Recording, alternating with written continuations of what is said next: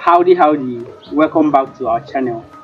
Today we'll be talking about the scientific causes of mental illness and the traditional causes of mental illness, or the traditional conception or Igbo conception of mental illnesses, and the intercourse between the scientific causes and the Igbo conception of the causes of mental illness. So today we'll be interviewing a clinical psychologist and a traditionalist, Ozokara Matters. So here we go. Clinical psychologist, we'll start from you. Okay. So your question is, you tell us your name and who you are. Okay. Thank you, the host of this program, and I also say a good day to the audience. Aha m bụ Maazị Obumneme Ozugwu. Abụ m a clinical psychologist. Onye nke ọrụ ya bụ inyocha ụbụrụ isi, na-emekwa na a na-agwọta ọya ụbụrụ isi through iji mkparịta ụka na ihe ndị ọzọ dịkwa iche iche.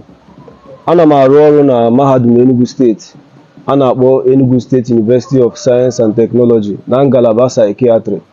Ndị ọrụ ha bụ ineba anya na ịgwọ ọrịa ụbụrụ isi. So daalụ sọ. Ọzọ, ị ka agwa anyị ihe maara bụ ọya uche, mental illness. Okay. Yeah, but an interesting question. Ihe ọya uche bụ or mental illness bụ ọya ọbụla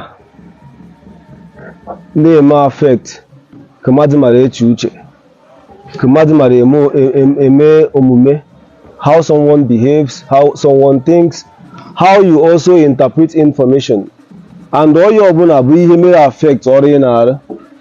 So ọnya bụ basically what mental illness bụ.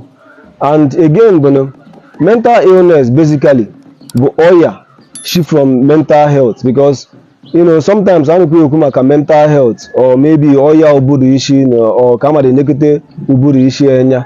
A lot of people when ha mara aghọta, they see it that na mental illness bụ when different maybe different origins or onwere ibe ọkọcha ha na-aghọtacha. So but mental illness generally bụ ọya na-eme affect how someone reasons, how you behave, ka mmadụ mara akpa agwa, ka mmadụ mara eche uche, and again ka mmadụ mara aghọta ihe, and then ka mmadụ mara eme omume. So ọnya bụ ọya ọbụla na-eme affect all these things bụ ihe a na-ekwu mental illness. Yes. Thank you. Daalụ sọ, ị ka agwa anyị ndịrị mental illnesses enwe ịmarụ. Well, there were several types of mental illnesses. There were different types of mental illnesses, and those types I will enumerate them. Man, no Bekee in English, just like the topic no scientific causes of mental illness. So when I got any mental illness, so before I know what causes mental illness and camera mental illness. So for this one, there were a lot of mental illnesses. In case is mood disorder. Okay, so that mood disorder, boy or bona, na surrounding Kamadu, as in Kamadu they feel, is more like a disorder of the feeling, which involves depression or more. You understand? That's depression. Then we also have mania. Nke humadu or not too excited. Beyond normal. So we have a mood disorder. Anxiety disorders. So anxiety disorders now may affect in such a way that because none under pressure. So under anxiety normally, because some situations that you find yourself in, even under tension, sometimes heat, You know, sometimes my even heat and about some other times too. You know, a kind of, you know, rumbling stomach, you know, another feeling, crawling sensation, or don't go here symptoms of anxiety disorder, anxiety disorder. So substance use disorder. Here we use under mental health, under mental illness. So some substance use disorder.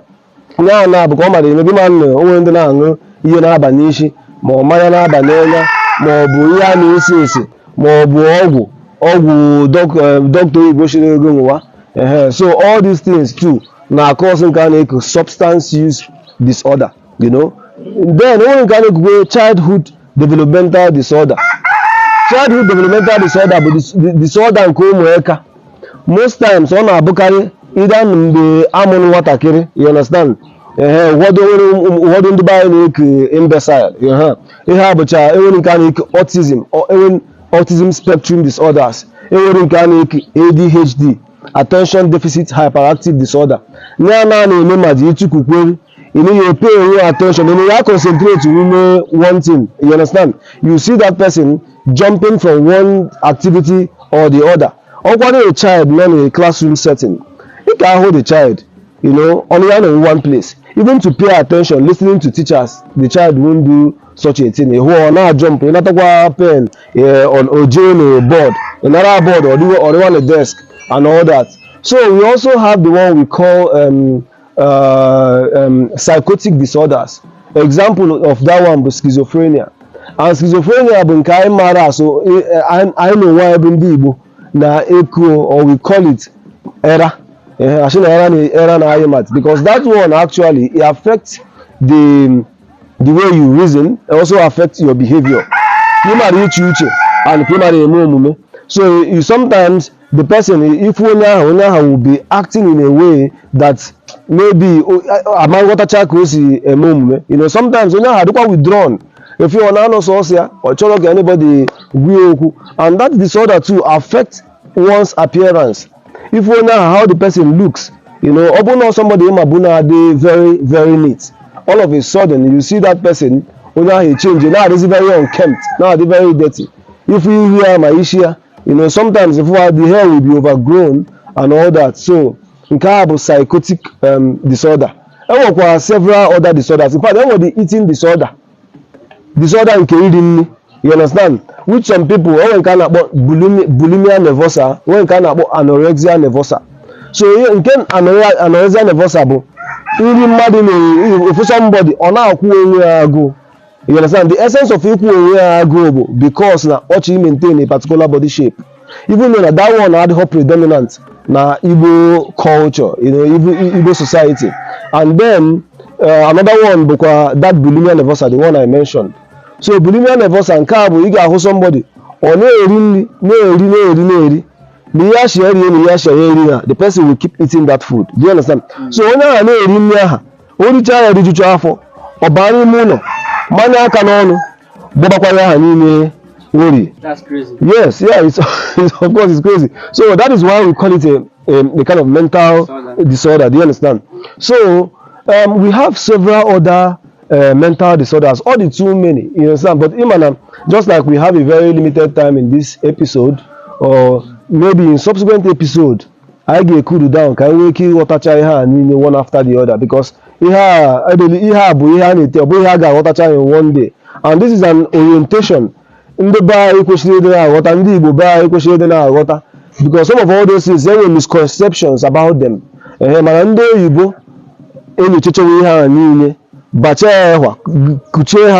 after the other, and we all be doctor a diagnosis either or depression, or schizophrenia, or mania, or bipolar disorder. So all these things now, and I know to be familiar with those names. So until we begin to present, just like this program now, to begin to present these things to the people. Now, so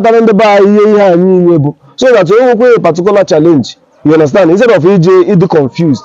onwe one particular place ibe akpọrọ abịanwu n'ọgwụ. So before I round up on this particular question, o nwere nke njọrọ ikwu maka depression, nke ịda mba n'ime mmụọ. Depression aha abụghị, in fact before ọ bụ ọya ndị be anyị na-aya, ọ bụ ọya ndị be anyị na-aya atọ, because normally bụ na our African culture, even in Igbo tradition, anyị nwere a lot of value system, a lot of things na-enyere ndị be anyị aka in terms of social support. Ọ na imekwa ya now, maybe asị na mmadụ nwere somewhere now na nwere onwe narị ndị ọgọ ma ndị ikwu na ibe ma ndị ụmụada ha niile agbatacharụ bịa nọgharị mgbe ụfọdụ nyere gị aka na-asa efere, na-aza ụlọ, na-keep a lot of things, you understand, in order while you are mourning, you understand, you're still, mourning for the death of your loved one. So mana in a situation whereby na anyị na amụta ihe ndị ọcha na-eme in such a way, because westernization ya na-abịa now in such a way that onye ọbụla ma ka anyị mara ebu now, onye ọbụla ebu mgbachifu onwe fence bụ nnukwu nke onye ọmụnụkwa aya, onye ahụ nwee one thing or the other, people will not know what the person is passing through. Ọmama ihe ọ na-ana because onye ahụ nọ na nke, you understand, and that is the western way of life that we have brought into our own system. In such a way that people keep away from each other. Somebody now, on the difficult for some people to even come and help you share that emotion, that depressive feeling, and you have to make sure that thing clear. So that depression now, so one of the things they need to do by. So honorable, thank you very much. Maybe during the course of this interview, I will be able to explain more. Thank you. Ọzọ, biko ka ọ kala ya onwe gị. Ụmụ m ekele m. Ije unu bịara amaka. Onye o ji maa mma bụ ị na-akọwa ndị na-nghọta na-emego a na-amụta. Mụnwa bụ Ọzọ Nnabụike Ozume Matias, Ọzọ Karamatas. I'm onye isi ugwu mana agba Ezeagu Local Government, Enugu State. Abụ m dibịa ọdịnala. Ana m emekwu mgbọrọgwụ mgbe ọ wara ụdị ọya nne ya agwọ. Mgbe ụfọdụ n'ọchukwu na aja na-agwọ mmadụ. Mgbe ụfọdụ o nwere agụtago m mmadụ 5 akpọtara ebe a wụchara ahụ mechere week the one day. Ndị nwụrụ anwụ tetekwe Chukwu ji ma arụ ọrụ. O nwere onye mmanụ ya ama ndị ebute ebe a mmekwe ọdụrụkwa ha buru ibu. O nwere ihe eji mmiri akwa, nwee ihe eji unu akwa, nwee ihe eji aja akwa. O nwere ọya ahịa niile anyị hụkwara dịkwa n'ime ọya kpechara ihe ha na-arụ. Ụfọdụ na-agwọ nke abụọ. O nwere anyị jere Abuja, abịachi anyị jere seminar na Abuja. Ihe a gwara bụ ihe makwa ị na-agwọ ịgwọwa mgbọrọgwụ niile dị nọ nke na ọnọdụ ka trade fair nke ịmakwara anya iweta mgbọrọgwụ nke ọ bụrụ ihe onye a ji agwọ bụ onye a ji agwọ. O nwere mmụọ nwoke m ejiri akwụkwọ mbacha, akwụkwọ ogirishi agwọ, ma e were akwụkwọ akpaka na akwụkwọ oroma akpọ. Ọ bụghị ihe onye a ji agwọ bụ ya, mana ofu ọgwụ, ofu ọya nke a na-agwọ. So ọya dị iche n'iche. O nwere nha na-adị n'ọbara bụ ihe dị mba ha metere, anaghị agwọta ihe dị n'ọbara, ihe dị n'agbara, maka na ọnya iri wee mụ ha.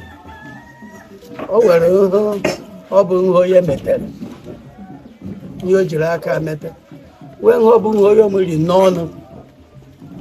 Ọya dị iche n'iche dị, ihe niile dị iche n'iche. Daalụ. Dịka agwa anyị ihe mara maka isi mgbaka na oyi iche. Isi mgbaka ahụ na oyi iche bụkwa n'ofu, maka ofuru m uche mgbe onye ọbụla biri isi mgbaka emewe. Nke izizi bụ ị na-achị mmadụ de ọ jụụ ịghọ na mkpụrụ mmiri fụtara mkpụrụ mmiri ahụ fụta ọ na-agba ala ọ na-agbakọ isi mgbaka ịhụ ụmụaka ya hụ na-ahụ ọdụ uto maka ị na-akwa ahụ mkpụrụ mmiri ọma ịma mvụ ụra ha na-apị foonu n'abalị ọ mkpụrụ mmiri ahụ ha na-ahụ na-eme ha isi mgbaka maka ọ na-aba n'pere iwe n'ugufu a na-arụ igbo ọ na-eme isi mgbaka ọ nwere isi mgbaka ọ na-abụ ndị mmiri ji oyi a ọ na-emekarị na nwaanyị achị ha ji esetụrụ ndị mmiri ọ ha setụrụ ndị mmiri a na-etinye ya isi mgbaka o nwere ihe dibịa na-akọ mmadụ akọ isi mgbaka nwe ha na-eme mmadụ emewe ha na-aghasa mmadụ aghasa mgbe ahụ ọ na-abụ mmadụ jee oshi n'inye mmadụ o bute isi mgbaka so isi mgbaka ahịa ha nọ ndị omewe mmadụ maka na nha onye metara na-ebute isi mgbaka ịwụ heprosi is a requirement for isi mgbaka ịwụrụ BP o nwere onye BP ya memorize isi mgbaka wee BP na memorize stroke and ihe na-akọs BP bụ oke uche ikekwe ị na-eche maka mama gị ị na-eche maka papa gị ị na-eche maka ụmụ gị ya bụ ihe bịara onye ome isi mgbaka maka onye ekpokọta ihe ha na-eme mgbe ahụ ọ ghasa uche were uche ahụ ọfụọ isi mgbaka mgbe ụfọdụ ọfụọ stroke onye bụ nwantị n'isi mgbaka ọzọ ka okwe bụ ihe amụwaghị na-akụziri ihe ị na-enye m nri mgbe ọ dụrụ suppose iru ifo sometimes ụmụ nwaanyị na-amụ nwa ha bịakwa ha mụkwa nwa dutara m dide ha n'ahụ ha ewere ọgwụ ụra nye nwatakịrị ebuwe ụra ọfụwa mgbe ọ ya gbarichara bifo nwatakịrị ya etetezi ọ na-ejesi isi azụ ọ bịa ya ara ọmanya elu ọ na-akọsoro ụmụaka isi mgbaka na-akọsoro ụmụaka oke aghara obi aka ibe ị na-achị ya na ọnọ onye ha ekwe ọnụ o nwere ogwu obi ya agụ ikekwe ọ bụrụ ọgwụ melespi ọ na-akọs isi mgbaka ka ọ bagbuo m na bred nwee nwe ọgwụ ọbụ aya eyeghị o nwere ọgwụ aya eye mmadụ elufu ọma ahụ ọgwụ bụrụ ọgwụ oyibo ọ bụrụ ka ya dị strọng ike ghara egwu ya ọ bụrụ na isi ya bren ya anabata ha ọ na-akọs isi mgbaka mana isi mgbaka na-adịkarị isi na agbụrụ maka nye nna ha metere mgbe ochie anyị siri ndị nwa onwe emekụtara etochie kacha nka isi mgbaka emeghị ha onye nna ha na ọna ha metere isi mgbaka so n'oge ruo ọmụrụ ka mma onye mụta nwa nụta nwaanyị ọ na-eme sure na nwunye ahụ na ya wara ogo 3 times na-ede bifo ọghọ nke abalị ụmụaka na-ara ike eri ara abalị 3 o'clock abalị bren oyi ọma adị mma na ọ bụ ihe waghị ọgwụ ara ịrara titi mgbe nwatakịrị ya etetekwa bren a na-emego na na-akọ ọtụ ọ bụ na anaghị ya ara nọmarị ụrụ ọsọ ọgwụ a na ihe yere ọgwụ ụlọ ahụ yere na agụkwu ọgụ oke o nwere ike ọ tetezie ihe eme ihe ya akam ya ikpukwu ya ara mgbe ọ na-akwa ikpukwu ya ara ọ na-akọsoro ụmụaka isi mgbaka na-akọsoro ụmụaka a na-eweche bred iwe na ọ nwere mgbe e wetara milk ndị oyibo wetara milk ahụ adịcha ha mma so some doctors mara ihe ha na-eme si ụmụ nwaanyị na milk adịcha ha mma nwunye yewe nwa mmiri ha na-enyewa mmiri to 6 months 3 months mmiri na ara and nwatakịrị a na-enye mmiri na ara na-ewe very brain before ebe ọmagoro ihe bịa ọ na-adị normal ọ na-enye naira till 6 months. Na inye nwata ya kwa mgbe na-eme nwata ọma enwe. O wee buru edo. Nwa akọ n'uche. Wee akọ n'uche ọfụma ya na mmiri. Ya ka eji uzi anyị. Ọ mmiri naira. Mmiri ka oyibo ha fụtara. Anyị mazịrị m akọ mgbe mmiri ka a na-egbo egbo fụtara. Egbo a na-arụ ọ mmiri naira bụ Chukwu jiri eze mmadụ. Ọ bụ Chukwu jiri mmadụ na ọ bụghị ịfụtakwa ewere mmiri ka ewu ọ na kịta a na-eme kọstad ahụ bụ sakarin ha jizi eme mmiri ka a na-eme sakarin bụ ha ji eme ndị ma sakarin adịrọ mmadụ na ọdụrọ mma na-arụ n'ọnụ dọkịta ọ bụrụ dọkịta ndị ọcha bifo ebupụta ya na ha na-etesti ya ma ndị be anyị bụ ego bụ a chọrọ ebupụta a na-erikwa ebupụta a na-erikwa onwe na-enyochazi ihe dịrị ya. O nwere mgbe a na-ekwu beans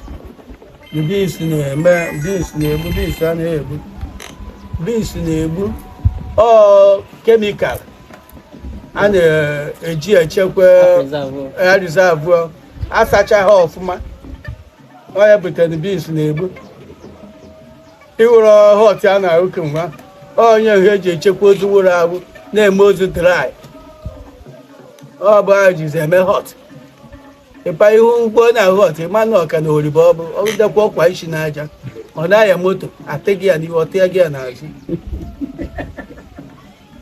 ọ na-egbu lọng ya ịrụkwa ya bụ na ọya imeju karịziri igwe asịghị liver problem hidden problem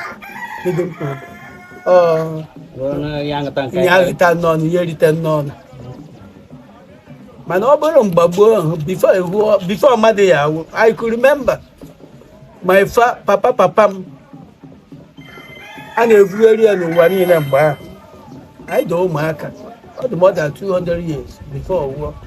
My father dị 155 wee wụ abịakwachiri na agbọ ndị nwa na-aka nka papa anyị bụ imetụkwa ọ mechara kwarịka nwa a na-agbata nkiri ndị ọcha weta ọ wee moto a na-akpọ ngoro igbo na-adị ka bọs redio abịakwa ewere evure anyị akwa ndị tiri ebunetere ya abịakwa na-ahụ aka n'isi ọ bụ riri nri ọka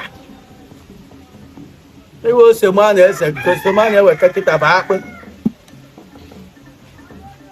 achị na ọfara mana onye ọka mgbe isi chekwa suo nri ji ị na-eri ya o nwere ọhịa akwa ede ndị anyị na-eko mkpoto ọya bụ ihe erichekwa mgbe ihe na-akọ osikwa ụmụ ọya niile ahụ ma ichi mgbaka bụ ihe a na-eri n'ọnụ sakọs ya maka na mmadụ a na-erizi ihe dị sopos na oya eri onye a na-eri n'osu akọs ya ihe ahụ o nweke ndị na-eri 2 times a day ọ bụrụ once onye a na-eri n'ọnụ na akọs ya ritere onwe ihe ọya bụ ọya bụ ajụrụ ese were rie baa ya wee gwụọ onye a na-eri n'ọnụ sakọs kwu but I thank God ndị dọkịta osi anyị Naịjirịa na-atịra kwa fa na-atịra anyị nwanne m biko ị ka akọwara anyị ihe na-akọsi isi mgbaka dịka ndị oyibo si mara. Okay, thank you daalụ for ajụjụ eju kịta. Back to my discussion earlier. Enwere ihe ndị oyibo, o nwere model. Ihe a na-akpọ model bụ onye esi wee kọwaa ka esi aghọta ihe. So that model ka a na-akpọ biopsychosocial model n'ọnụ oyibo, biopsychosocial model.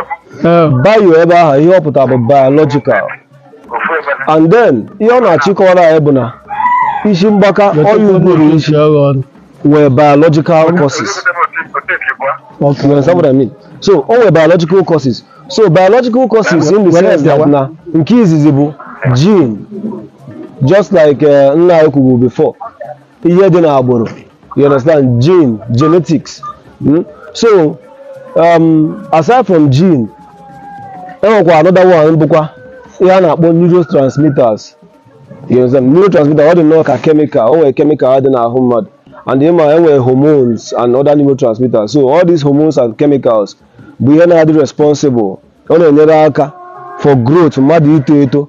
Ọ na-enyere aka n'idozi ahụ and a lot of other things. So now enwere different neurotransmitters. Ọ nwekwa nke a na-akpọ dopamine, nwee nke a na-akpọ serotonin, nwee nke a na-akpọ epinephrine. So ya bụcha different chemicals enwecha dị n'ime ahụ mmadụ, and each of them nwee nke ọ dị responsible for. So dopamine now dey responsible for depression. So anya sị ọ na-aya ọya ime mmụọ. Ihe o gosiri now bụ ọya mmadụ ịda mba n'ime mmụọ. Ihe o gosiri now bụ na chemical aha ka ndị oyibo si wee kọwaa bụ na ịda na chemical aha nwere shortage na ọ dịrọ orughị the level o kwesịrị iru, ma ọ bụ na chemical aha dị in excess. So ifu na ọgwụ a na-enye onye aha bụ ka o nwee ike inyere aka wee balance ya that chemical to the normal equation ka onye ahụ nwee ike ịdị na-arụkwa ọrụ ọfụma. So likewise ma schizophrenia ọya nke alụ ọgbụgba. So enwekwa another one a na-akpọkwa bụkwa medical causes. Ọ nọkwa under that biological medical causes, and that medical causes ahụ ka nna anyị si wee kwu bụ na nke ahụ nwere ike ịbịa as a form of accident. Mmadụ nwere ike inwe accident si na develop mental disorder. Yes. So aside from accident, mmadụ nwere ike ịdị na-aya ọya. Ọ bụrụ na o nwere ọya ọ na-aya bụ like even infection. O nwere certain infection na-cause mental illness. Nwere ike ọ bụrụkwa through aside from ọgwụ na ma ọ bụ infection ma accident. Enwekwa another one bụkwa drugs, just like I said earlier, use of drugs. Nke a bụkwa ọ nọkwa na under that biological causes. Do you understand? So enwezie nke bụ psychological. Remember, we could bury psychosocial model. The second one was psychological model. So that psychological model, ihe na-cause ụcha, according to those ndị kọwa nke ahụ, asị na ihe na-cause ụcha mental illness. Nke izizi bụ onye mmadụ si eche uche na ọ ga-etinye oge, ọ ga-enwe ike ime mmadụ onye ahụ enwe mental illness. So adịkwa na under that one too, enwere and under that psychological too, enwekwa learning processes too. Ha na-akọwakwa na mmadụ nwere ike ịdị na-aya ọya ụbụrụ isi due to addiction onye ahụ fọmụ, ihe onye ahụ mụta n'aka a na-akpọ modeling. O nwere ike ọ bụrụ na ịmụta ajọ agwa n'aka mmadụ, so ajọ agwa ahụ ịmụta can be persistent. O nwere ike ọ dịzị inside of you for a very long time, so which will make you act as a normal of ịbazia gị arụ, ọ bụrụ ihe ịmụtara amụta. Okay, so adịkwa under that one too, enwekwa nke bụ in fact enwere a lot of them nna m chetachanwụ. So abịazịa under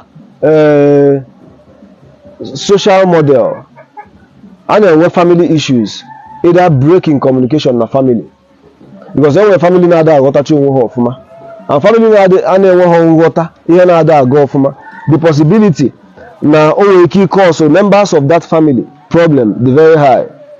Enwekwa dysfunctional families in the sense that na nwoke na nwanyị adịghị ebi ọfụma, di na nwunye adịghị ebi ọfụma, ebe a na-anụ sọsọ ọgụ na-eti nwoke di ya na-eti nwunye ihe, nwunye ebe a na-ekwo ekworo. So ụmụaka amụtacha ebe ahụ, the possibility na ha nwere ike inwe mental issue dị very high. So onye amekwa mgbe ụfọdụ mmadụ chọọ na ije ọnụ nwaanyị asị ka eje jụọ ohechi ilu ndị nne na nna ga-asị ka ha je jụọ ajụjụ. Exactly. So ajụjụ ya na-eji iju bụ ka a mara na everything adịkwa okay from ebe isi abịa, your background, your home, your family, your system, ikwu isi eme ihe eji ya mara unu ka a mara na ọ dịkwa in order. Ọzọ under social bụkwa poverty, agụụ, because ụfọdụ sị na agụụ bụ isi ọya. So onye agụụ na-agụsie ike, sometimes hunger and poverty bụ ihe nwere ike cause mmadụ mental illness. So that one be very common. So under social too, enwekwa nke ọ bụ na mmadụ nwere ike inwe mental illness due to other undifferentiated factors. Enwere factors ị na-amasị oke nọ nke anụwa bụ the root cause. You understand? Ụfọdụ too na-abụ cultural orientation based on your culture. At a particular time, enwere expectations from you. Do you understand? And some culture too, a na-enwe stigma. Onwe ga-asị na ndị be onye a, onwe ga-asị na ndị be ndị ahụ ọya ha na-aya. Ọ na-enwe eji ọmarụ be ndị a. Ihe ndị be anyị na-emebu asị na onye a bụ osu, onye a bụ ume. A na-estigmatize ndị dị otu aha. So through stigmatize ndị dị otu aha, stigmatization bụ ị na-akpa oke, akpapụ ha n'akụkụ ka gị na ha ghara ịdị na-emekọrịta. So through that process, onye ahụ nwere ike fall down to inwe mental illness. Sometimes abụrụ expectation, o nwere ha na-atụ anya n'aka gị, mana ya ha na-atụ anya n'aka gị, you're not meeting up. So it can also bring you down to mental problem. E nwere a whole lot. You understand? Even ka esi eme ihe kịta, even our environment, on development, you understand? Retarded development ka gọọmenti si achị na-ebutekwa mmadụ mental problem. You understand? So apart from environmental factors, in fact, ọgwụgwọ nke ndị oyibo bịa nyochacha, ndị oyibo nọ nyochacha mara o nwere one research eme ebe Niger Delta. So a na-akọwa na because na Niger Delta side aha ebe mba mmiri aha, o nwere some particles, some black particles, ama onwe ha na-akpụ ya, I can't remember the name per se, mana that black particles aha ka a na-akọwa na that thing alone bụ part of the environmental factors can cause, once you inhale, once you inhale it, it can cause you mental disorder. Do you understand? So aside from nke adị akwube, ịma na nke dị predominant kịta na bai, nke dị very predominant na bai bụ inwe ọgwụ ma iteki ọgwụ ike nke na-aba n'anya. Ebe m na-arụ ọrụ, enwere a whole lot of people, the percentage of people na-abịa ebe ahụ na admission na for drug rehabilitation for ndị ọgwụ bagoro isi na-abịa ka ya mara na ga-edozilata ha ka isi kpakọrọta ha ọnụ. A lot of them na-abịa na-abụ substance, and substance bụ ihe ọgwụ na-aba n'isi. Ọ bụrụ nke a na-akpọ mkpụrụ mmiri, that's ice or methamphetamine, you understand? Crystal meth, ọ dị iche. So nke a na-akpọ methamphetamine, onwe nke a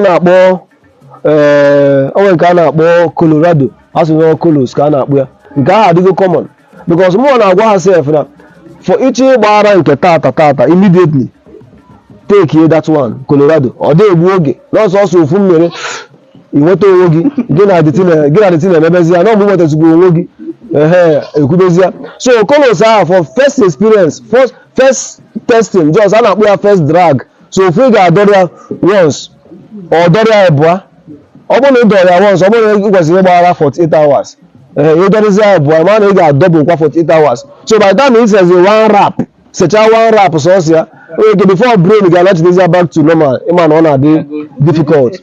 So nke ọzọ bụrụkwa nke a na-akpọ loud. O nwere nke a sị na Ghana loud, Canadian loud. Ihe a bụ species of Igbo. Enwechago ihe ejicha wee emisichago onye ya. So maka ịma na ị na-ese Igbo, ọ bụrụ na-ese bụ one wrap Igbo, ọ na-atọ gị ụtọ. Ịgazi aki, onwe mgbe ọ ga-abụ one wrap pụta, ọ na-atọzi gị ụtọ aha. Ịchụbazi ya na two wraps. Ị na-agadazi from two wraps, o nwere gị esi mba na two wraps aha dịzi ka m chọọ another different drug altogether. You understand? Dị different from na ịdịgo tired of nke Igbo a, ịgazi ya na loud. Ịda imekọta Ghana loud asị gị mba na Canadian loud ka nke aha mma, imebe nke aha. Nwa ndị ga-asị gị na nke ha bụ just normal weed, normal Igbo, no green, natural fresh grass, na nke aha ka ha mma, na doctors ha sewe ya na ọ na-adị mma n'ahụ. Nwa ndị na-aṅụkwa ọgwụ tablets, o nwere nke bụ OTC drug a na-akpọ over the counter. Over the counter drug bụ drug ị nwere ike iji ọsụ baa na pharmacy jiri aka gị goro ya, like paracetamol. O nwere ndị na-echeta paracetamol 5 ṅụọ ya. Ihe a bụrụcha ka o mee ha ka ha dị high. The intention ndị na-aṅụ ọgwụ a abụrụ basically na ha chọrọ ka ha gbaghara, ha chọrọ ka ihe mee ha, mana o nwere the purpose ka o mee ha ka ha dị high, ịda ka ha dị high jee mee ofu ihe, jee rụọ ọrụ or something. O nwere ndị nke ha bụ tramadol capsule, ofu ya tramadol ọ chịrị 100 mg wom, 200 milligram, 400 milligram. You understand? And now you kind of morphine, called it strong. So by the time you much tramadol, you can see you never give withdrawal syndrome. You understand? Where a special kind of effect in here. Oh, one thing now, one can as a codeine, cough, where codeine, which government are banned here to an extent. And manufacturing got extra miles can have source for these drugs. So how go to that codeine? If we are either empty the bottle in a coke, if we are shake you na a buru coke na me marry hana, and mania na become very very high. Do you understand? And when Ghana about Rofinol, Asian internet, Tinia browse wire, Iana Biabo, date rape drug. Date rape drug but Andocha produce without Rofinol. Man, the essence of that drug to hypnotize. Oh, you know what now in a house. So, man, in the Anguzia, following the good job one of Agoria, Mbawa, who can one bad intention for the girl. It's here and money. So, man, I'm not sure I chopped on here now where here on a legacy. You have a had a Rosio, may a color, a dye to blue. So that it's a good money of the transparent. Area, mother waking man on he had drugs. So people buy that drugs. They take it, so anyway, alcohol too. You understand? Alcohol, depending on percentage of alcohol in when in a beer, it took empty one crate of beer. You understand? My cigarette too, my cigar. So here I which are psychoactive drugs. And drugs now, but the main problem the Nigerian youth, Igbo youth may face. Igbo youth are not mmiri. Mmadụ ole bụ ndị Igbo na-agba mkpụrụ mmiri before. Ma kolos ya ihe ndị Igbo ama bụrụ maka ya. You understand what I mean? Mana kita all is very rampant. Ndị Igbo youth na ama as very hardworking men, very hardworking young men na-agba mbọ. So mana ka ihe anụ ajọ ihe abịa batazi ya n'obodo anyị kịta. Efuzi ya na ọ bịa nyebezi ya nsogbu. So enwezi a lot of boys drop out of school. A lot of boys na did dysfunctional. You know what I said earlier? Na somebody onye arụ only gas in all you see, no game really affect the person's job. I don't know where here now. With such people, here have you go look at a carpenter. You see, or see about that carpenter. You also to zero, but not him welding. It's here in a welder shop. We go all welding too much, or so I hit in our way too much, and open a carpenter, or 2 months or happier, or so the next time, not here conductor. Or no conductor, we call ever on our soul. If you are happy, if you are, or what conductor, we go out. So at the end of the day, if you have a different change of job, you understand? Because we now cannot be stable to do one thing. So he might end up losing that job. You understand? Because that drug will be here. Some politicians, some men, chieftaincy men, they take just some of these drugs. But if we happen to one according to and then part of that psychological course is which is learning. And we have about social modeling. And that social modeling, and the way you make a they might forget what they heard. And only half an hour on a trial reach here. So only one man about Bandura. Oh no, Bandura conducts an experiment with school children, with 2 groups of school children.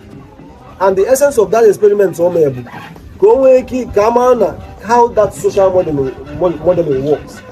So for the one room, can cause the other room. So the room car, it's here TV and monitor her. So her TV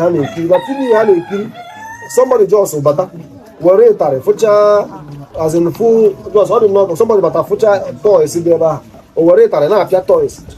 Teddy bears in the chair. Baby. Now appear so much can agree na appear the team na TV. So only na appear the team catch another person got better.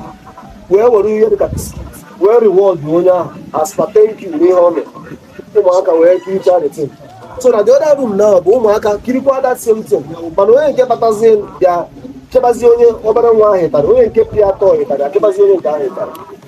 You get me? So then we have a zoom car where we toy now, but we toy had a TV. See channel rooms. Can watch his here game. So at the end of the day, ụmụaka ha wọchị ka a na-reward onye na-apịa ịtarị. We are able to do this same thing. That same thing a na-awọchị awarụkwa ịtarị pịata the teddy bears nọcha arụ ma, you understand, compared to the other group. The other group were frightened. Ụjọ ebe ha arụ because ha si mba o ebe ọ bụ na onye mere ha na-apịa ịtarị ọma mmịa. So some of the things a na-awọchị ị na-afụ nna gị ka ọ na-esi ọfụ ndị enyi nna gị ka ha na-esi na-aṅụ mmanya na-aba n'anya esi m na ha ama nwe ọ fịara arụ. So enwere a lot of courses, so mana ihe nji eduelu so much na-ekwu maka nke a bụ because nọ nke anụ bụ nke kacha enye anyị nsogbu kịta. So ọ na ma so much. O nwere relationship between causes of conventional mental illnesses and the causes of mental illnesses as conceived by the Igbo people. O nwere mmekọrịta? Well, all them can wear to an extent, because even though now, like upon you get into properly, some of the causes already, just like he said, the biological causes, the gene, the relationship.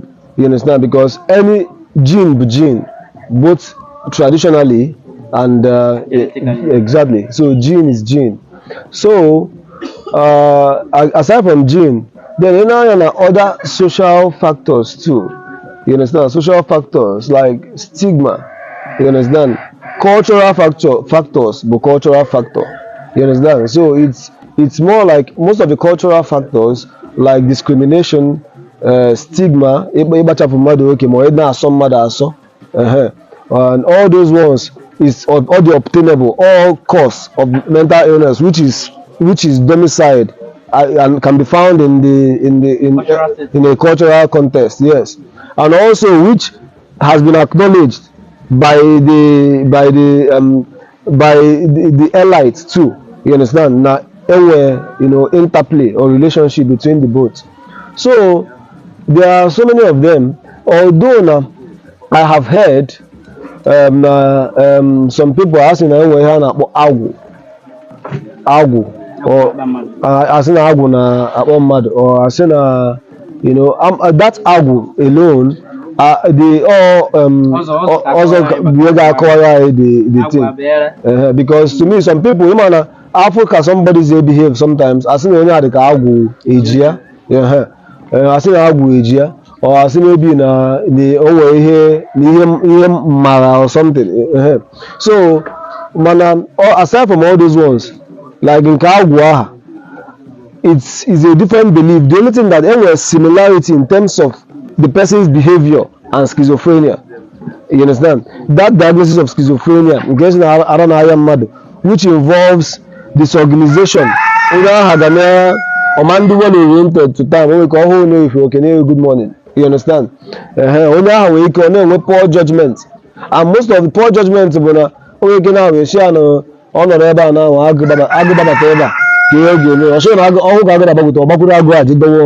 you know. So that judgment is faulty. Sometimes schizophrenia like in the now some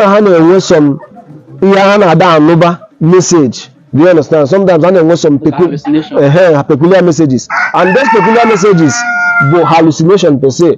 It can be auditory hallucination, but when doesn't add on a clear consciousness. Just as we know now, I know now no sound, go another or now no voices, go another. That one is auditory. Visual hallucination. Going out, second on something, give another you understand? So when we got tactile, sometimes only feeling, only feel, you understand? Something that is feeling that you're not feeling. You understand? Only gustatory, implicated na test. Do you understand? Only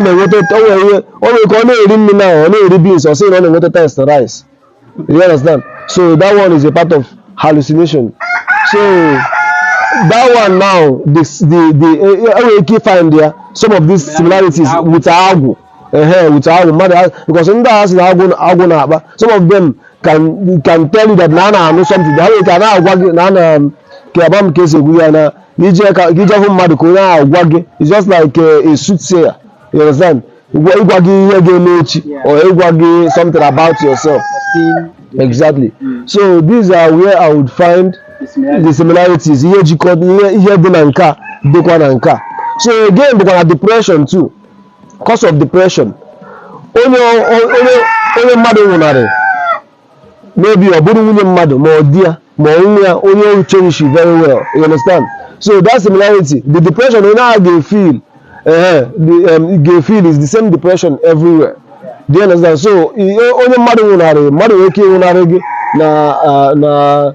na your place. So it's depression everywhere. Somebody you love so much. Exactly. So that one nwere ike ebe a ka enwekwa some kind of similarities. Poverty bụ poverty. Agụụ bụ agụụ. So agụụ masị na enwere the difference between agụụ nke na-agụ ya or agụụ nke na-agụ ya. Agụụ onye ọbụla nwere ka agụụ si agụ ya iche. So ihe a bụcha some similarities. Mana some real differences may occur bụ na maybe na abịazịa na nke na brain chemistry, you understand, the neurotransmitters. Even while I was talking about the causes, mgbe m na-ekwu maka ihe na-cause mental illness, ekwuru m maka the brain itself, because enwere brain structure of the brain. Ọ ga-abụ ịbịa n'ụlọ ọgwụ mgbe ụfọdụ o nwere accident ihe mberede ọ ga-abụ omee gị ịbịa n'ụlọ ọgwụ ịhụ ndị dọkịta oyibo asị gị jee ka ime ihe a na-akpọ MRI, you understand, magnetic resonance imagery, or a kind of X-ray eji esete the brain. So ise brain kịta afụ na o nwere ka structure of the brain, o nwere shape brain na-enwe afụza na brain na-enwe ego shape ọzọ na-abụrụzi shape ịfụ na ha nwere gasị yes na ọha nwere ike ịdị na-akọsụ onye aha a kind of mental illness.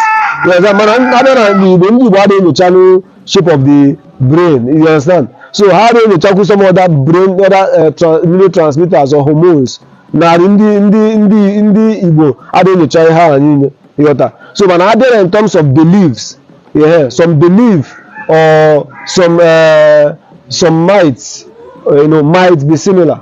Nwere ike ịdị similar. That's, I mean, some assumptions of ndị Igbo na assumption ihe ọ dị ha ka ọnyanwa butere ihe dị otu a. There similarities there. So onye ọka nwere ike ikwu. Daalụ sọ. Daalụ. Ọzọ achọ ka etinyekwu ọnụ na ihe okwu maka agwụ. Ndị onye agwụ na-akpa ka ashị na ya na ya. Ọzọgbo ndị ashị na agwụ akpa ndị mmadụ ya yi were.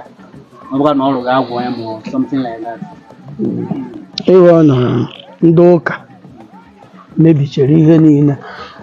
Ihe ahụ na nna bụ dibịa kara arụ na dibịa mba ọdịnala be nna gị ihe afọ na-eje ụka mgbe ọgwụ ahụ bịakwara metụrụ bịaghị n'arụ o nweghị ihe na-emegheri na-eme ka isi mgbaka ajụkwa eze asị aja emede agwụ maka na agwụ nna gị ahụ bụ ọdịnala ya dịrị n'arụ. Mgbe ahụ ị chọwa ndị ikwu nna gị kpọkọ ndebe nna gị eje gbatoro ya aha agwụ dị n'origin na befa ọdịnala and o wee nwata ya amụrụ ya bụ ọgwụ o buru epụta ụwa. Ịkwa sọm ndị dibịa ụfọdụ ha dị eje ebe mmadụ eje amụ agwụ na-agbatịgharị ha agwụ ahụ ya ọ nọrọ nka nso nọrọ dịka ọ na-evu ụra a na-egosiche mgbọrọgwụ ọ eji were na-arụ ọrụ, ọ hapụkwa ọ na-ebute isi mgbaka.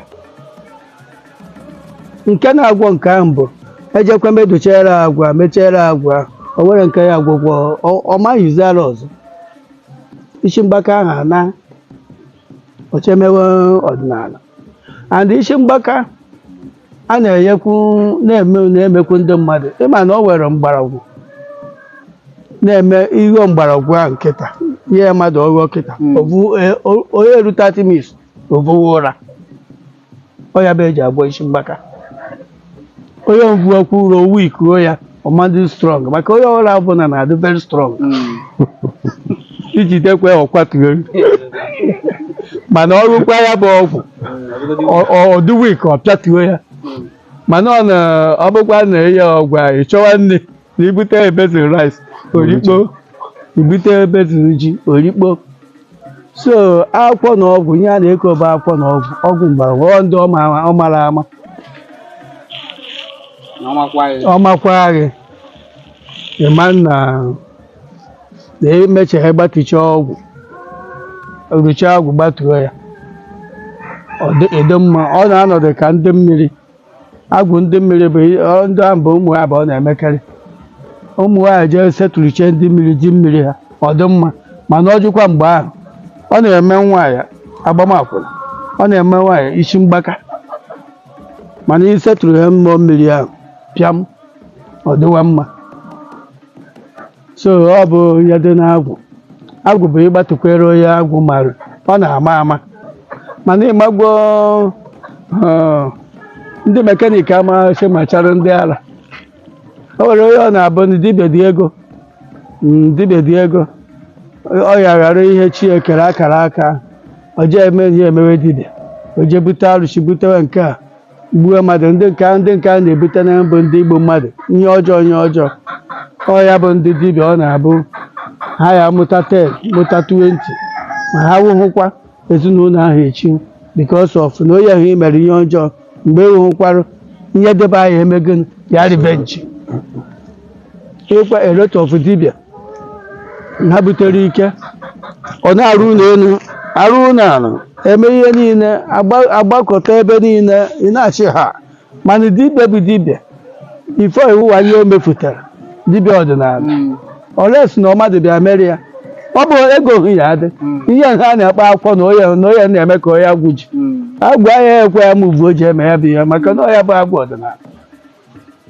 mana ọ bụrụ na ọ were nwanne elu nso ọ nụtara ezigbo nwaanyị mgbe ọkwa na akwụtara ezigbo ụgwọ n'aka ihe ọ ya ma ọ nara mefutawere ya ọ na o were ndị kwere nkwa ya emere ya dịka ma bịa mere ya ma ọ ya bụ ya na-akpọ akwụkwọ na ọgwụ onye akwụkwọ na ọgwụ ji at the same time mgbe m gụwara akwụkwọ abịa dibịa ma maka ebido n'ụmụaka na-ahụ ngwa ya na-ezukwa ozi na-emekwu nchena mmarụ dibịa maka ịhụkwa dibịa mgbe ahụ ọ na-adị very dirty ya onye ejide ego agụ ya na-egbu onye dibịa ya ejide 5,000 n'akpa o yiri uwe anyị mana kịta ọ bụ ozi ụdị dibịa ahụ bụ kịta o nwere mgbe ya abịakwa ịhụ ozugbo ịma na onye nwa bụ dibịa ọ dịka ndị eze ala ikwe na-aga ana kịta ọ dịka ihe akpata n'ụkpa onye kwụ ya kwara aka ọtọ na-aga ana ọ dịka ihe akpata n'ụkpa maka na anụ mara mana onye ahụ jee tikere ka ya jee tajuo ahụ anụ ahụ ọ na-adị n'ite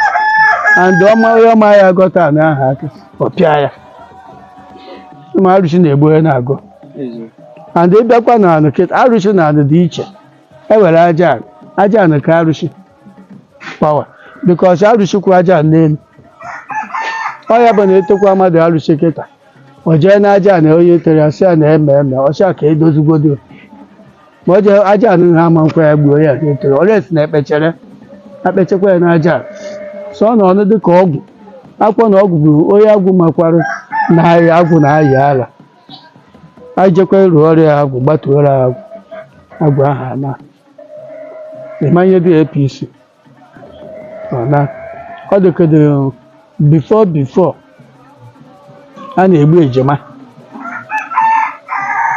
mana kịta a na-ezi egbu ejima agha na-amụcha ma 10 ekere etiechekwa tubu ndị dọkịta ibe ma atiechekwa tubu na amụọ 10 amụọ ka ọkụkọ mụọ ka ehi a na-azụ a na-etu ọwazi na-etuwe ejima kịta mgbe a mụrụ anyị ejima ekufuru m ejima m January isi m apụta ọ nọrọ 10 days abịakwa ya si na isi apụtara n'aka m ọkwa mara ama na-ekufugwa ejima m so emechaziri ka o si dizi mgbe abịazi mpụtazie ka emechara m ihe agwụ dibịa bịara emechara m ya agwụ nna m ochie arụchara m agwụ n'afọ mpụtazie eji m ma cross ma Bible ama asara m ọkpụgba bifo abụọ mana ejima m bụrụ dada so mana kịta na-eze egbu ejima so n'ihe niile kịta bụ ụka na-emepezi obodo na-emebikwa obodo Iwe kịta some people bụ ihe abịa be ha ụwa omenala debe ha a na-ewere ụka mebichie ihe niile nna ha na-eme ọ na-ebute isi mgbaka maka ihe ha na-emedo ya ebutere ha isi mgbaka ha yiwe ara onye anaghị onye anaghị ya mana mgbe a ga-ntakwarụ kpọọ were ndị Chukwu nyere ndị nri nri ji ọfọ ndị erighị na-akpụ arụ mgbe ndị erighị bịakwa kpụwa arụ kpụchacha ihe ọjọọ niile e mere ha wee bidokwere isi dozichekwa omenala ndebe ha isi mgbaka a na-eme ha emego adịwa mma isi mgbaka niile abụghị ya ekwe ọgwụ isi mgbaka niile bụ ihe gbasara omenala o were ihe ebuche sakio a na-agwọ ọrịa ekwe ngwọta o mee ka ọ dị mma ịdịnetekwa obido agha nwakwa o mee ka ọ dị mma o mekwa ebido mgbe ahụ ijee labụ ndị Igbo bụ ọrakụrụ icheke ọrakụrụ ya ịgba afa amara ihe ebe ihe na-eme esi eje dozie ọdịmma ọmajezi sakio ọnọhịa dịrị a na-agwọta nwe ha anaghị agwọta nwa onye metara n'ọwere onye na-aza ahụ nwa onye metara omegonu ovuru nwanne m na ikwu na a na-agwọta isi mgbaka A na-agwọta isi. anyị a mara agwọ isi mgbaka na oge a na-agwọ isi mgbaka ya ma agwọ isi mgbaka ọwara anya mana mbịakwa jụọ ese mgbakwa afọ ahụ ọ bụrụ na ọ bụghị onye metara m na-agwa ọ bụrụ nke onye metara ma agwa ha na-ekwenye ahụ ekwenye ahụ eje eme bifo ngwọwa likewise ka m si gwu na ọ nwere ọgwụ eji agwọ isi mgbaka na ọ na-atụ ụra ihe kweghị onye ọma wiiki o buru ụra nwere ike ịnọcha 2 or 3 hours ọ tetekwegodo ọra nri bifo iyewezughị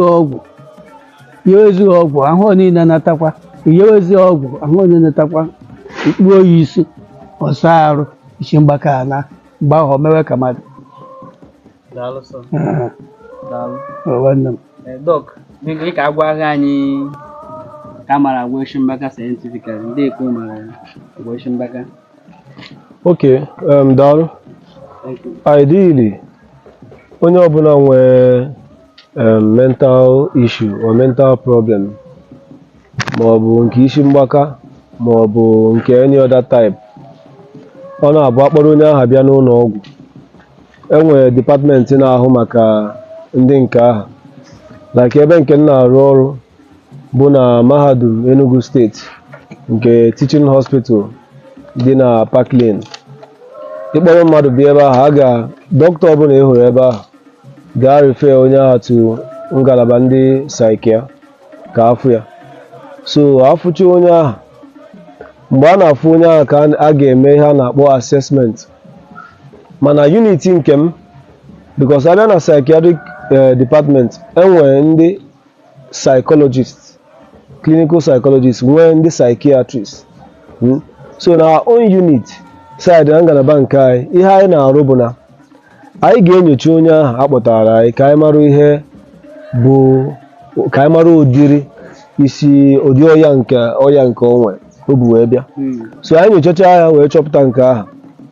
Ọ bụrụ nke a ga-enye ya ọgwụ ọṅụṅụ, which majority a na-enyekwa ọgwụ ọṅụṅụ, mana abịa na treatment of isi mgbaka, ọ bụrụ ọsọ ihe a na-enyere sọsọ ọgwụ ọṅụṅụ, a na-awụ ọkụkwa with other units, other professionals, ndị ọ bụkwa ọrụ ha, like ndị psychiatrist bụ ndị ọrụ ha bụ inye ọgwụ, ide ọgwụ, egote ọgwụ nye ndị agha ọgwụ edere ha na-aṅụ na-enwetakwa onwe ha. Mana nke psychologist bụ unit nke mụnwa nọ na ya unit nke m, ihe anyị na-arụ bụ iji mkparịta ụka and mkparịta ụka ahaziri ọfụma, maka na mkparịta ụka eji mmadụ ji enwere onwe ịghọta. So na ọ dị nnọọ ka onye na-aṅụ ọgwụ ike, ị na-enwe some symptoms, maybe ị na-anụzi voices ndị ọzọ na-ada anụ, nwezie a kind of delusion, believe na something, maybe you feel that somebody dey against your life, na onwe na-achọ igbu gị, ihe a kind of delusion a na-akpọ paranoid delusion. Ị na-eme onye ọbụla avoid, ọ bụrụ na ị na-enwe such problem and na ihe butere gị ya bụ because of ọgwụ ike ị na-aṅụ, ịbịa n'ụlọ ọgwụ a ga-edere gị ọgwụ, enye gị ọgwụ ị ga na-aṅụ. Ọgwụ anyị ga na-aṅụ ga-eme ihe a niile ha nchere gịnị ọ dajụọ, mana ọ bụrụ ọgwụ ahụ ị na-aṅụ ga-eme ka ị ghara ijesa igbo echi. Ịghọtara ya? So o nwere ihe ọgwụ eme bụ inyere gị aka ka ọ ka mụọ gị ahụ symptoms ahụ niile na-enye gị nsogbu. Mebi ọ bụrụ na ị na-emebi ihe, ị na-akụrụ ihe, ịdị agresiv, ị na-anụso ọgụ, ị na-abara onye ọbụla mba, ị na-ekwe ndị mmadụ lahụ ụra n'abalị, a na-alahụ n'abalị na-eme mkpọtụ, ọgwụ ha ga-enyere gị aka ike amụọ. Mechaa those chemicals dị n'arụ, mechaa ya improve, hazichaa ya ọfụma, ha ncha dị nnọọ mma, ị na-arụ ọrụ ọfụma. Mana ọ bụrụ ozi ọgwụ aha ga-eme na ịma nje nachikwa azụ jesee igbo echi ka datin mebekwa gị ọzọ. Ịghọta? So onye ahụ mere mgbe ụfọdụ ọ na-abụ agwọcha mmadụ because agwọcha mmadụ certain illness or condition, ịgwọcha onye ahụ na-anụ ụlọ. Sometimes ọ bụrụ na onye ahụ akpachapụghị anya nachikwa back to ihe ahụ ọ na-emebu kpọta ya n'ụlọ ọgwụ, datin ga-abịakwa ọzọ. So ngalaba nke anyị nwa ọrụ anyị bụzi ịdị sure na anyị nọ into preventive psychology, ka anyị dị sure na onye ahụ ya nyechaa ya ọgwụ otriticha ya, a ga-ahazizi onye ahụ ọfụma ka ọ ghara ịbụ exactly ka ọ ghara ịnachikwa back to that same habit. Do you understand? So anyị na-arụkwa nke ha. So different conditions a na-etreat ya, onwekwa nke ọbụla ndị anyị nye mkpọcha afa ha, onwecha ndị ọ bụ ọrụ ha, onwe ndị ọ bụ ọrụ ha. Ịbịa n'ụlọ ọgwụ a na-etreat, ma mụnwa na onwe m kwa na-etreatkwa ndị nke mụnwa ga-etreat. Mụnwa bụ an addiction expert. Onye ọbụla mere into addiction, be it gambling, ị na-agba gamble, because gambling bụ a kind of mental illness too. A na-akpọ pathological gambling. Ọ nọ nda ihe a na-akpọ addictive disorders, disorders of addiction. Also ebe ahụ masturbation sokwu ya. Ihe anyị bụcha ihe ọya mmadụ na-ayọ, ịbịa iweta ego, ị na-etinye ego ka iwe ike irite ego, ị na-etinye ego ka iwe ike irite ego, ọtọkụrụzia gị marụzia gị ahụ, nke bụ na ị ga na-emezi ya ma nkwụsị gị nkwụsị. Ma ọ bụ ijiri aka gị na-eme onwe gị ka ahụ dị gị mma. Ijiri aka ebe ihe Chukwu nyere gị ikwesị iji na-anyụ mamịrị, ijiri aka gị na-akpasu ya mgbe ọbụla ka obi na-adị gị mma. So emekọtazi ya rete na amarụzia gị arụ, ọfịaba arụ ịkwụsị. Ma ọ bụ nke ọgwụ aha na-aba n'anya. So ihe a bụcha different shades of addiction. So ọ bụ ọrụ ma addiction ahụ abụrụ ihe a na-enyere ọgwụ.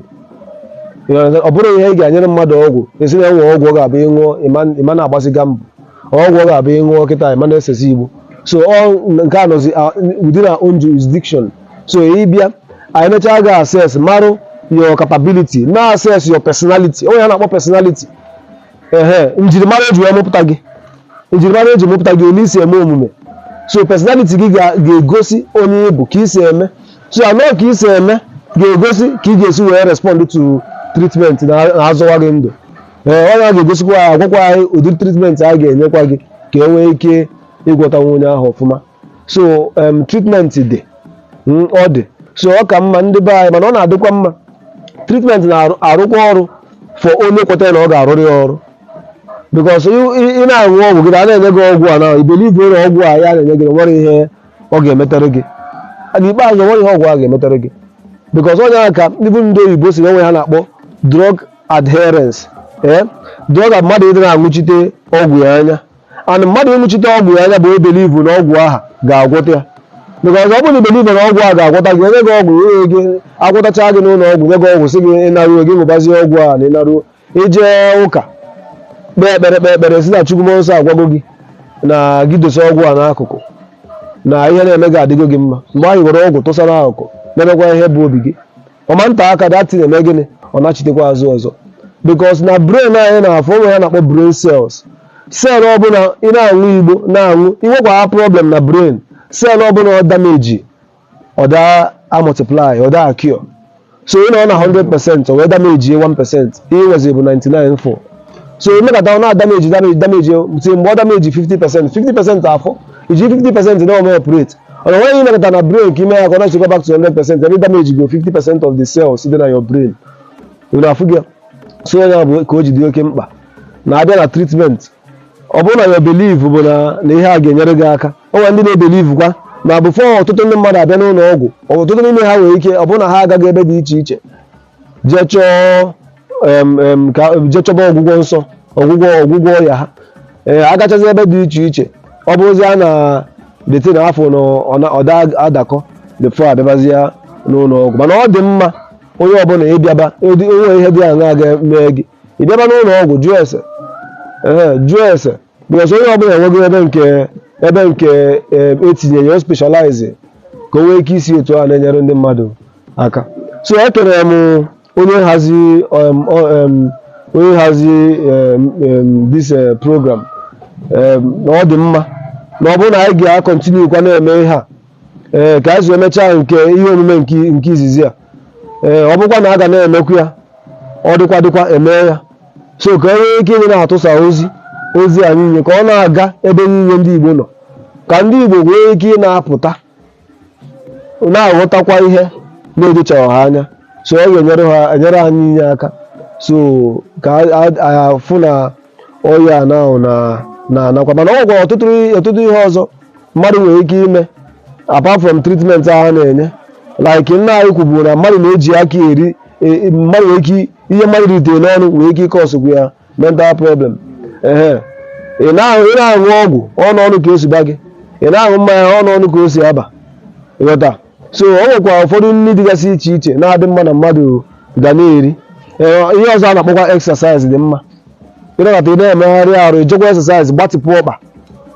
ọ na-enyere aka ọfụma na brain na ebe mmadụ bikwu na environment ebe ibi na-enyerikwa aka mana ị ma na ọ bụrụ na ị nwere n'ego poverty ji gị ụbịam na ebe ibi wee gị ọ bụrụ na ụbịam ji gị ma nkwụnwụ n'ugwu na ebe ezigbo iku ọ bụrụ na ebe dị choked up adị 50 ọ bụrụ just one small compound adị mmadụ 50 isi ama zugbo oke ebe ahụ so o nwere ọtụtụ ihe ma exercise dị mma ma ihe anyị na-eri ụdị ndị anyị na-eri ka anyị ga na-enyekwa anya na-afụkwa na anyị nwee ụdị chalenji dị iche iche ịgwa mmadụ igwe onye nọ gị n'akụkụ onye ma na ọ na-aghọta gị ọfụma ịkọwatara ya sị anyakwa ihe na-eme m maka ọ bụrụ na ikwupụtaghị ya ọtụtụ ndị mmadụ ama na o nwere ihe na-eme gị na ị ga-ekwupụta na inwe ihe na-eme gị bifo amara ka a ga-esi nyere gị aka so inwe certain challenge nwee ka o si emetụta gị ịgwa ndị nọ gị n'akụkụ agbaba mbọ bikọs onye na-ayọ ọya oburu isi adị ama na ọ na-ayọ ọya oburu isi ya na o ji asị na onye ara ọ bụrụ onye ara ka ifere na-eme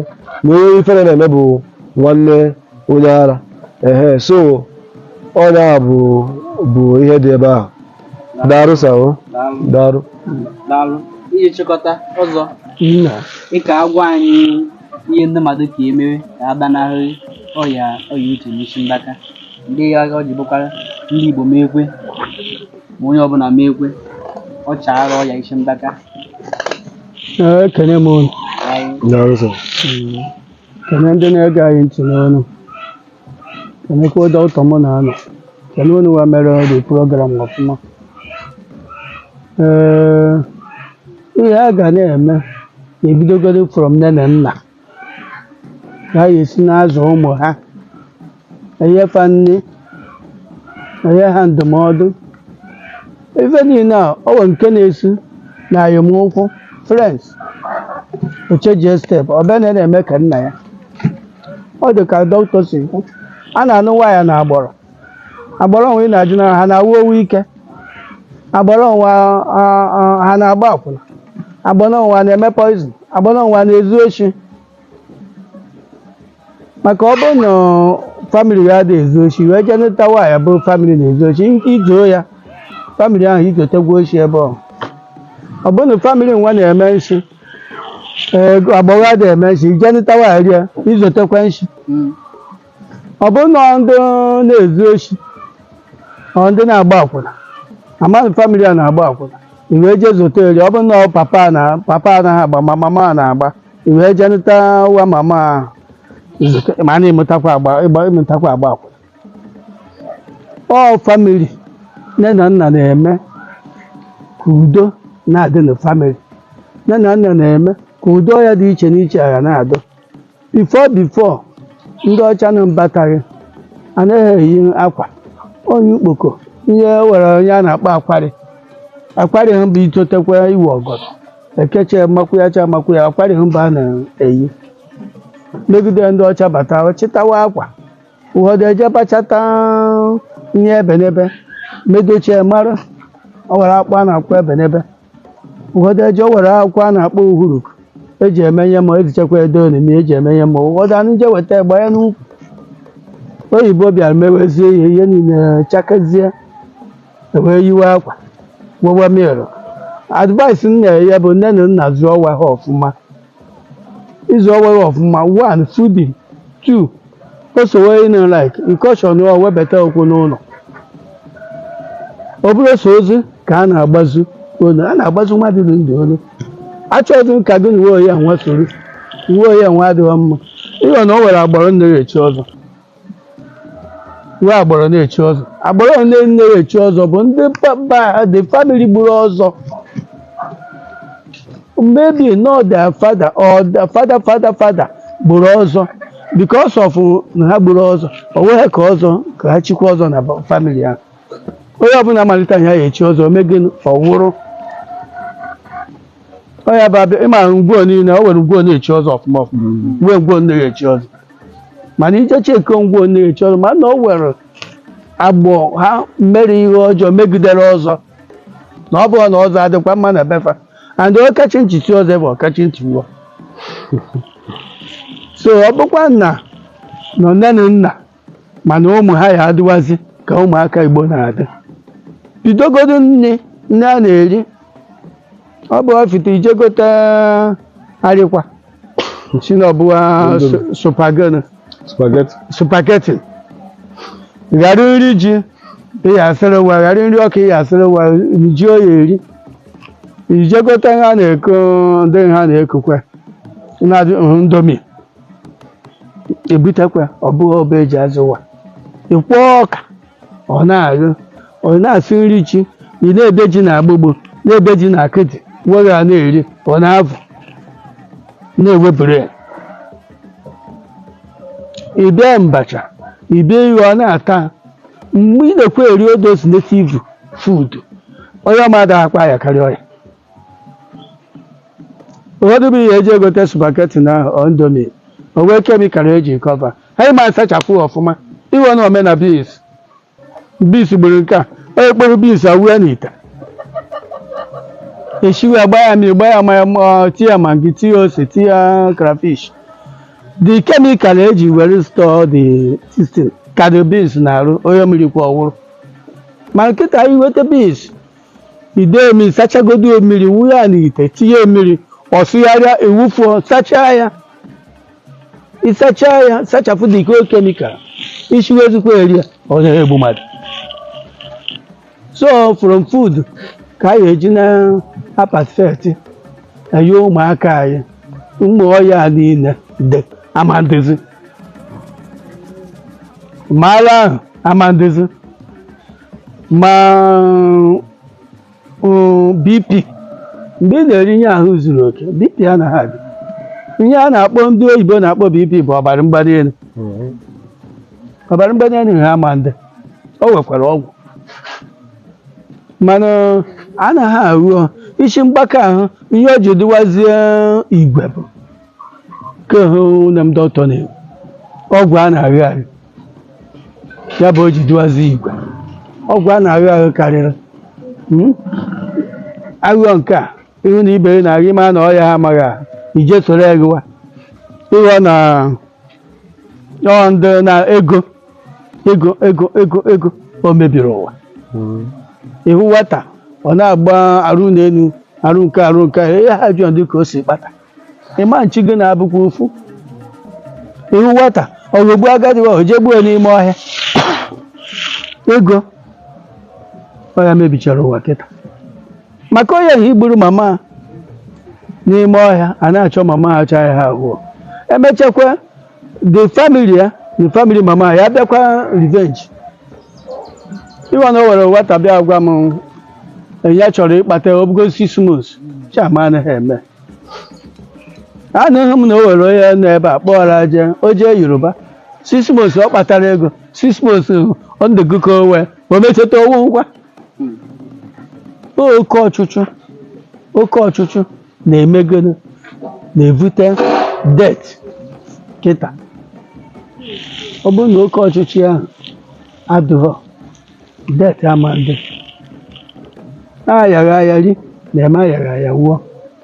So ihe m na-ayọ ndị Igbo onye ọbụla zụọ wa ịmara ka odu papa si zu ndị a zụọ wa ka ụmụ ọya ụmụ ara ụmụ okwu na ụka ụmụ ochi ụmụ ihe niile ma akwụna ha ncha niile ana iwe ụmụaka kịta ụmụ nwaanyị ọpụta eje m Ghana eje m ntị eje m nke akwụna bụ ha na-eje agba ndị niile na-eje Ghana agba akwụna bụ na ndị Ghana weziri ụmụaka na-abịa agba akwụna be ha were emechizi uchugharị n'obere oge yoyo ụmụ ọgwụ gasara ya esekọnd ọya ọya ịkpọrọ aja n'ọgwụ agba ọgwụ kpọmmont otu mos ọwụrụ ọrụchigharị bụ ndị Ghana ji ụmụ agbọghọ ba ya eme. mana Ghana eweta ezukwe n'ebe 70 879 na ọkwa be anyị bụ ndị be ha na-agba akwụna anya na-eme egbu ha ka ọmụ ma ha na-egbu ndị be anyị ma na-enye nkwa advaịsị nwaanyị na-eji obodo oyibo ọchị nọ ije mere mmadụ marketing ya mere marketing n'Enugu ya mere na Ọnịcha mere na Port na-akwụna bụ ọ jere agba na ọ bụghị marketing and akwụna ahụ evunete echi ị na-achị sọrọ ọgụ kwadoro ụfọdụ ada agwazi nne na nna ha na ebe ha na-eje o were nwaanyị ejidere na krọsịn Kotonu bọda ebe ụmụaka na-ebu ụmụaka ejere ọkwa okechiche ha na akparaisi okechi akparaisi abịazie a na-ata akparaisi ọ bụrụ ụmụaka bodori ya mana nwa nke ịnọkwa ejidere ha na Kotonu bọda. So ụwa oke ọchịchị na-emebizi ụwa. So ekenere m unu onye ọbụla zụọ ụmụ zụọ nwaanyị nakwa anụ di ị mara ebe ọ na-anụ di na-agbọ ha dịkwa mma nwaanyị nakwa anụ nwaanyị mara ebe ọ na-anụ nwaanyị na-agbọ ha dịkwa mma nwaanyị nakwa afụ tanship ị ma na ezigbo tanship ọ na-afụ owezie na-ekwe agbabọ ikịta maka gịnị yahoo ya je gbaa bọ ise abụọ 10 years sekọnd ya ibe ya rụwo n'elu mana ịma na ofu akara aka abụghị the same ọ bụghị ha ncha niile bụ the same o were onye eme ọbara anyị gwuo ndị ọcha nwere na ha gwuru anyị wayo achọrọ m ụwa ọ ka anyị gwuo mana iwizi na mkpụrụ mmiri ụra tụọkwa ya tawa ose ọjị ụra asa na ọkwa ka ụra ghara ịta ya bụ mkpụrụ mmiri ha na-arị ụmụ drugs ha na-arị ọ ya na-agbaghara. So ekene m unu. Daalụ sọ. Nwanne. Daalụ sọ ọzọ.